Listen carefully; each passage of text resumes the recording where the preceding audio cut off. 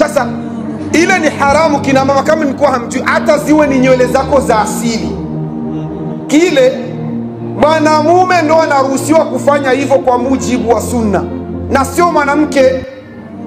Mwanamke yani zikiwa ni nywele zako ziache ziteremke katika kuvaa, usizifanyi zikabaki na kakitu kama kakisogo huku nyuma, sawa? Ili ni jambo wanawake wengi wanafikiri kama ni mapambo kwao, lakini ili jambo ni haramu.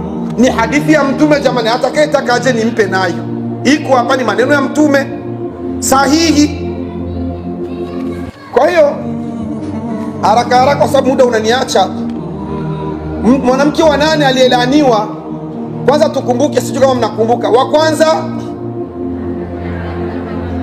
wa pili, wa tatu, wa 4, wa 5, wa 6,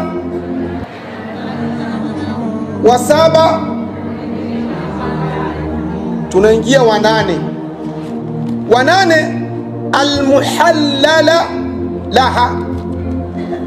Almuhallala laha ni mwanamke ambaye aliyepewa talaka 3. Almuhallala laha tuseme kwamba kwa lugha nzuri kuolewa, sijui ni iseme lugha nzuri, tuseme hizi lugha bimaana la maana nataka maana fupi, nataka tu baki mwanamke aliolewa kwa mchezo. Acha tuchukue hivyo ili alafu tutaisharesha, mtaijua. Mwanamke aliyeolewa kwa mchezo ni aje? Yule mwanamke ambaye aliyepewa talaka 3.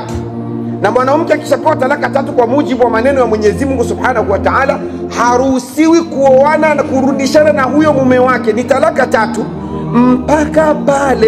mpaka pale yule mwanamke ataolewa